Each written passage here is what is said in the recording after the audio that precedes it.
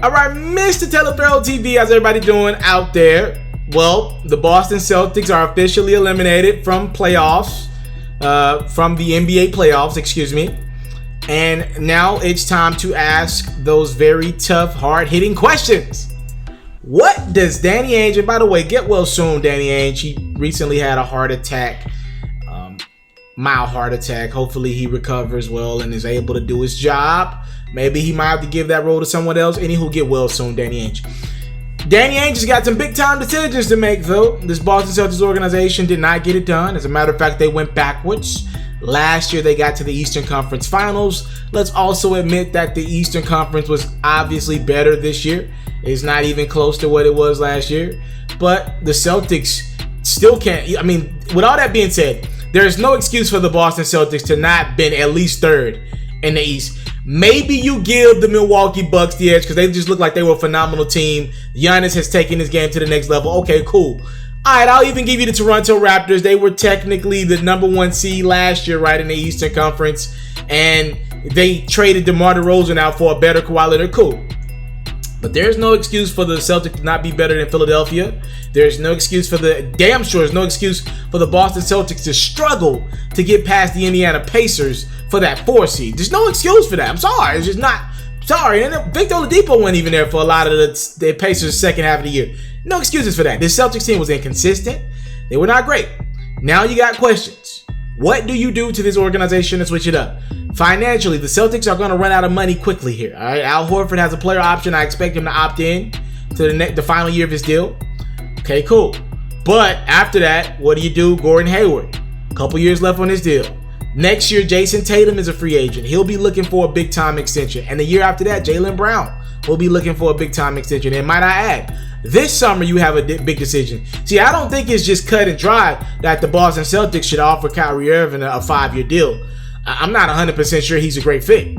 I think the Raptors should offer Kawhi Leonard a 5-year deal, no matter what. I think the Warriors should offer Kevin Durant a 5-year deal, no matter what, right? There are a few guys. Klay Thompson should get a 5-year deal, no matter what.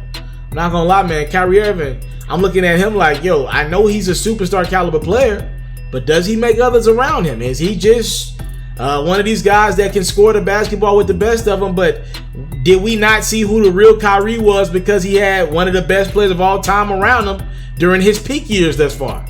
Starting to look that way. Terry Rozier sacrificed a lot. And what did he get in return?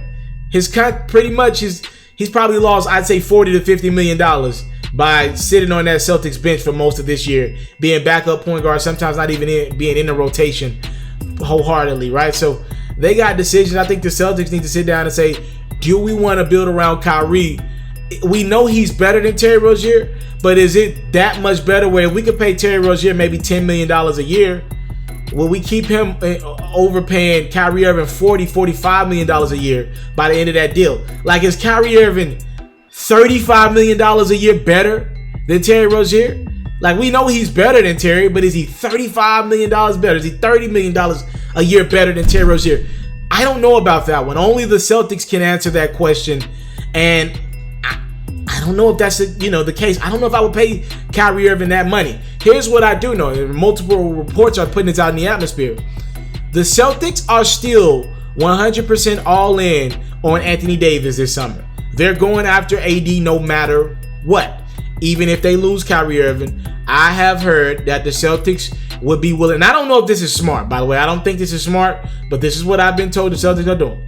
First off, they're planning on, if need be, they're going to offer the Pelicans Gordon Hayward, and they would re-sign Terry Rozier in a sign and trade, give Terry Rozier the most money that he could make, right, which would make Terry Rozier do the sign and trade, and then trade him to the Pelicans. No one can pay Terry Rozier what the Celtics can pay.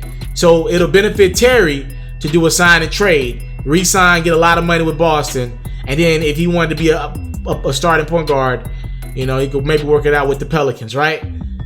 They probably offer Hayward and Al Horford and probably Terry Rozier out the gate for Anthony Davis. If the Pelicans say no to that, at the end of the day, they probably get into then the Jaylen Browns of the world, the Jason Tatums of the world, if need be, to get the deal done.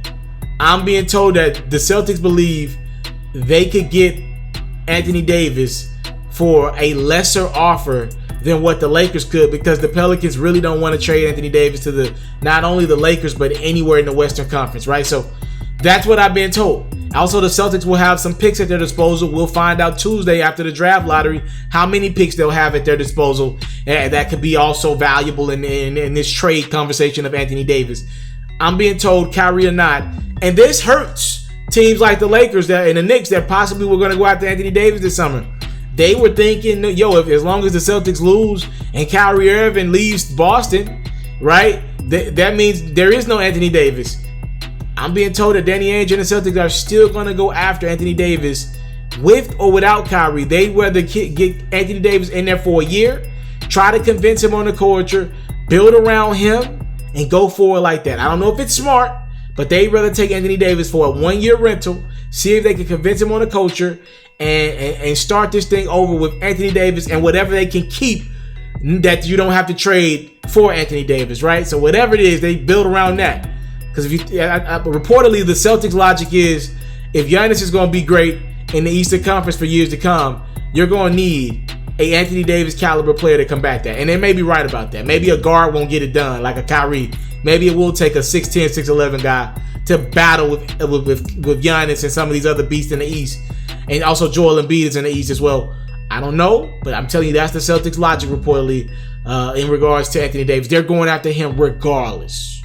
Y'all talk to me in the comment box below. Do you think that's smart? The Celtics' approach to free agency / trade conversations this summer? Thank y'all so much for the time, love, and support. I don't take it for granted. Salute. I'm out. I came from nothing, but I want everything God has for me. I interview celebrities. I talk sports. I still represent the culture. I got the kids. You are now tuned in.